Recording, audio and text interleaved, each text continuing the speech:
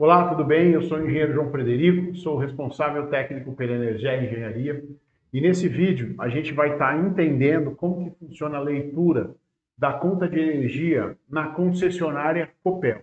A gente tem uma conta de energia de antes de o cliente ter solar e uma conta de energia depois de o cliente ter solar. A gente vai começar fazendo análise da conta de energia antes do cliente ter solar. Perfeito? A gente pode perceber aqui que antes do cliente ter solar, o faturamento de energia dele, ele vem descrito em uma única componente. A gente tem um vídeo onde explica que consumo de energia elétrica, na verdade, tem duas componentes, TE e TUSD. Você procurar e você vai ver que tem um vídeo onde a gente explica isso.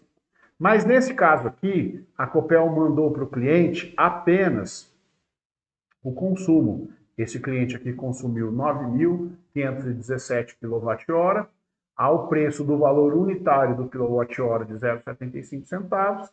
Ele teve aqui o valor pago por essa energia, alguns detalhes aqui sobre o ICMS, né? O valor do ICMS, o Imposto sobre Circulação de Mercadoria e Serviço. E ele tem aqui embaixo a componente bandeira vermelha, a bandeira de escassez, perdão, com relação às questões de escassez hídrica. Nós também temos um vídeo explicando sobre isso. Então, esse cliente pagou R$ 116,65 de bandeira tarifária, que é porque esse quilowatt-hora para ser gerado ele acaba saindo um pouco mais caro quando a gente tem as questões das bandeiras tarifárias.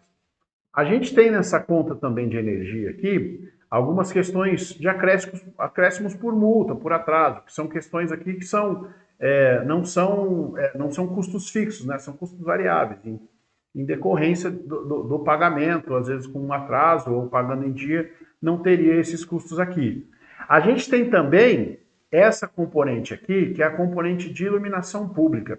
É muito importante entender que quando a gente fala que o cliente, depois de pôr solar, caso o sistema tenha sido feito para abater todo o consumo dele, ele vai ficar pagando o mínimo, tem muito cliente que ele acha que mínimo é apenas o custo de disponibilidade, que é aquela questão dos 100 kWh para o trifásico, 50 para o kWh para o bifásico e 30 kWh para o monofásico. Mas não, o cliente ele vai ficar pagando iluminação pública, ele vai continuar pagando caso tenha bandeira tarifária, enfim, ele vai pagar outros valores, certo? Essa é uma conta desse cliente de dezembro de 2020, certo?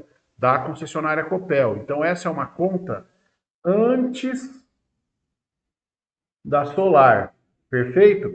A gente vai pegar agora uma conta desse mesmo cliente com Solar, certo? Então, a gente vai pegar e vai colocar uma conta desse cliente agora com Solar, certo? A gente vai perceber que essa conta ela vai ter outras componentes, tá? Então a gente tem aqui neste caso, você pode perceber, olha só a diferença, a quantidade de item, certo? Para dizer a mesma coisa. No final eu vou dizer como que seria essa conta de energia se ela fosse simplificada para que o cliente final entendesse. Vamos lá. Diferente da conta anterior, que mostrava o consumo todo contido em um único item, neste caso, o consumo ele foi destrinchado em duas partes, este e este. E aqui, diferente da conta anterior, onde ela destrincha tarifa de energia, aliás, onde ela não destrincha tarifa de energia e a tarifa sobre o uso do sistema de distribuição, aqui ela destrincha. A gente tem o consumo de energia elétrica aqui, que é TE, e a gente tem aqui o consumo do uso do sistema de distribuição, que é TUSD. Aqui a gente tem TE também, e aqui a gente tem TUSD também, certo? Eu já vou explicar por que ele aparece duas vezes aqui. Então a gente tem TE aqui também, e a gente tem TUSD aqui também. Aqui a gente tem bandeira tarifária, duas componentes de bandeira tarifária também, certo? Duas componentes de bandeira tarifária. E eu já vou explicar por quê. Neste caso, é uma bandeira tarifária que foi criada agora em 2022, que é a bandeira de escassez hídrica, certo? A gente tem também a questão aqui dos acréscimos, juros e multa. São valores variáveis, certo? Isso não são valores fixos na conta de energia. E a gente tem aqui a contribuição de iluminação pública, certo? Contribuição de iluminação pública. E aqui a gente tem a componente energia solar, certo? Aqui a gente tem a componente onde consta a micro, aí ele chama de micro mini, mas esse aqui é um cliente que tem uma microgeração. Esse aqui é um sistema, se não me engano, com 132 módulos que a gente instalou de 400 watts de potência 395, eu não me lembro exatamente. Mas a gente já pode ver aqui que é uma conta de dezembro de 2021. O que acontece? Para que a gente entenda, esse valor 3.787 é o mesmo valor que consta aqui. Ou seja, na verdade, eu até vou pegar o celular aqui para fazer na hora para vocês. Eu vou somar aqui, ó, esse 1.104 mais 3.787 kWh. Então, na verdade, esse cliente consumiu neste mês 4.891 kWh.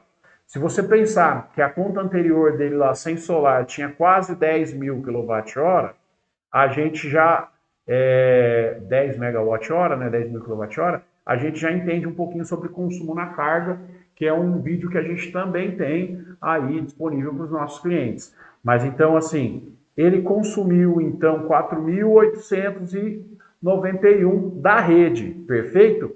Só que desses 4.891, ele injetou apenas 3.787.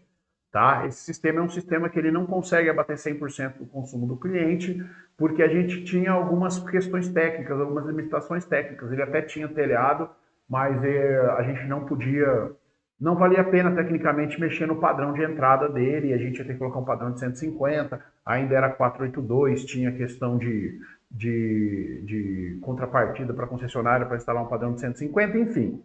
Não é, esse sistema ele não foi feito para abater 100% do consumo. Mas então ele é um sistema que ele abateu 3.787 e ficou faltando, certo? Abater 1.104 kWh. De toda forma, o quilowatt-hora que é abatido, ele custa mais barato, e isso são questões fiscais, enfim, acordo da concessionária com a ANEEL. Ele abate esse quilowatt-hora um pouco mais barato, certo? Com a componente TE a 29 centavos e a componente TUSD a 38 centavos. Perfeito? Por causa de questões de CMS. Enquanto o consumo que não foi abatido, o cliente vai permanecer pagando aqui, certo? A 45 centavos a TE e a 42 centavos a TUSD. Então, essa é a energia que ele está pagando do excesso, o excedente, aquilo que ele não abateu. Aqui consta a energia que o cliente conseguiu abater. Então, este valor aqui abateu da somatória destes dois valores aqui. Aqui, a gente tem as componentes de escassez hídrica.